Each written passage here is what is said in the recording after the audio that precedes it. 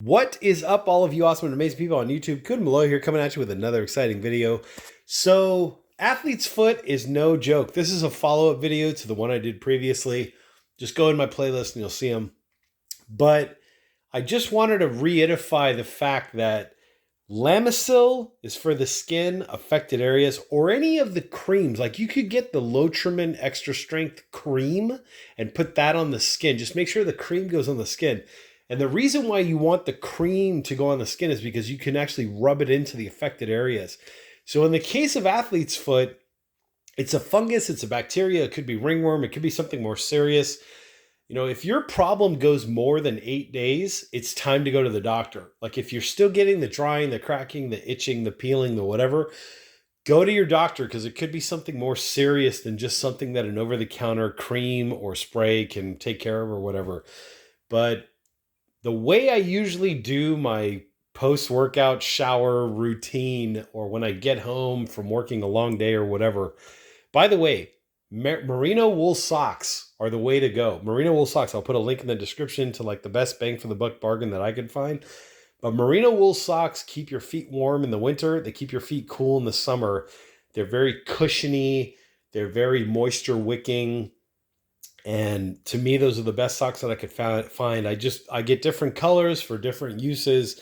Like, if I'm going out dressy, I have a darker pair. You know, you get the idea. You always try to match your pants with the socks, and you get the idea. But then for athletic stuff, any color will do. Sometimes I wear red socks, green socks. I don't give a damn. For me, the gym isn't a fashion show. It's to work out. So I'm just trying to keep my feet comfortable. And Merino wool keeps my feet comfortable. But I'll put a link down below in the description or in the comment section, so make sure to check that out. Now's a good time to hit that like button, by the way, and the subscribe button if you haven't already done that. Okay, so my usual protocol when I get out of working out or I come home from a long day of work or whatever is take a shower. In the case of the gym, I wear sandals when I go into the shower, and there's a reason for that. I'm trying to get my feet up off of the bottom of the shower. Any standing water in the shower is your enemy. That's where the fungus and the bacteria and all the nasty stuff grows. No matter how many people have taken a shower before you, it just builds and builds. All that bacteria just keeps accumulating, and eventually you'll see the janitor, sometimes they'll go in there with bleach and try to bleach the shower. They should be doing it like once a day. Sometimes it's more like once a month or every 3 months, or until somebody complains that they're getting athlete's foot and they get enough complaints, then they actually do it. But regardless of that, what you can do in the meantime, if you have to take a shower at the gym, is I wear sandals. I try to get a fresh pair of sandals about every few months or so, you know, whenever they wear out or whatever. But those are my designated sandals for just the shower. And what I do is my feet are up off of the bottom of the shower floor to try to get my feet out of that standing water and avoid contact with that standing water whatsoever. When it comes time to wash my actual feet, I just hop my foot out, wash my foot. I try to like hop on one leg, hold onto the shower wall or whatever for balance, and actually wash the sandal itself at the same time, because I'm in there. I might as well do it, right? It's just a daily shower habit that I've gotten into now.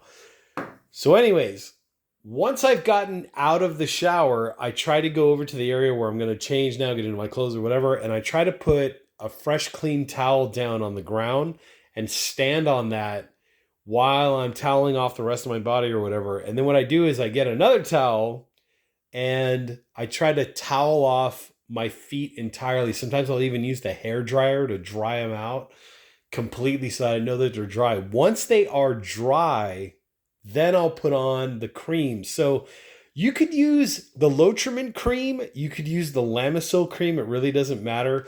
In my case, I noticed this combination works the best for me. I had the fastest results.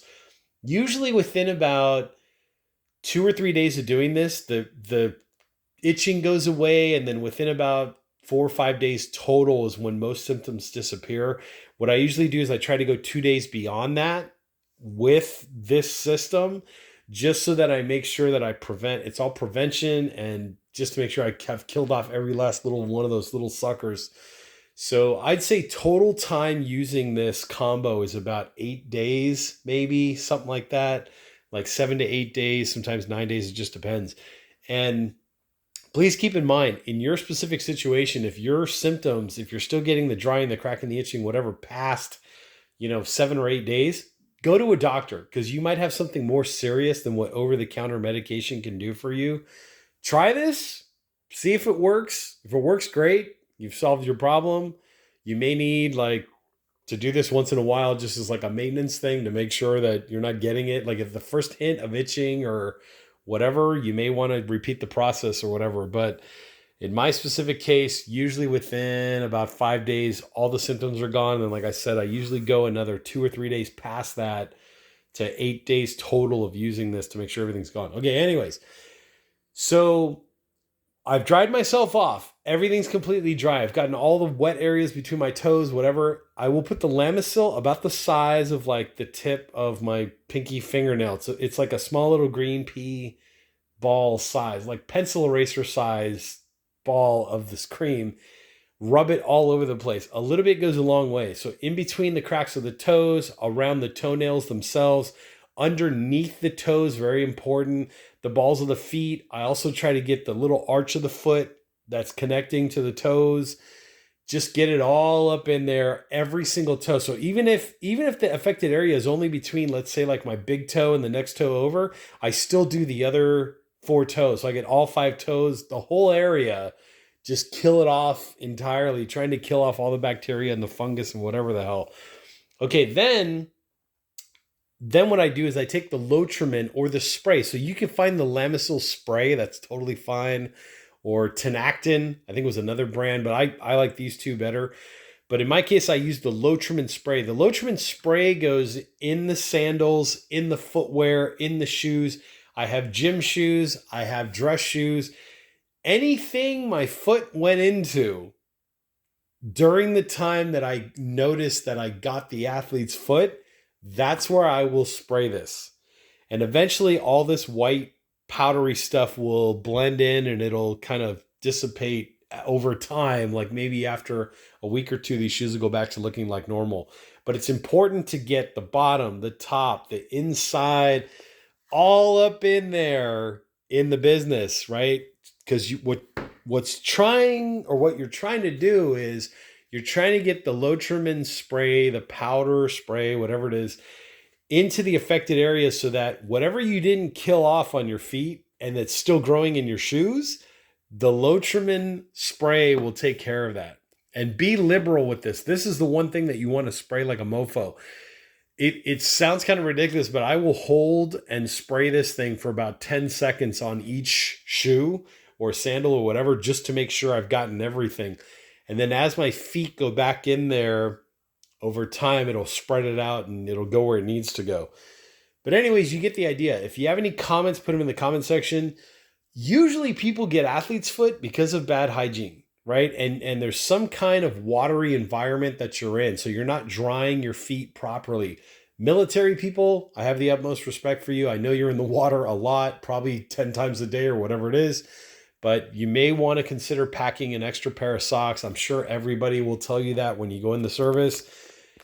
I salute your service, by the way. It's because of people like you that have served in the military that we're able to do these videos like this, that we have the freedoms that we have. So utmost respect to you. Just take care of your feet. That's all I'm asking.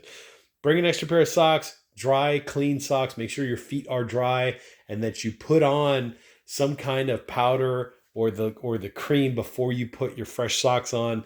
Try to get your boots as dry as you can get them. Anyways, you get the idea.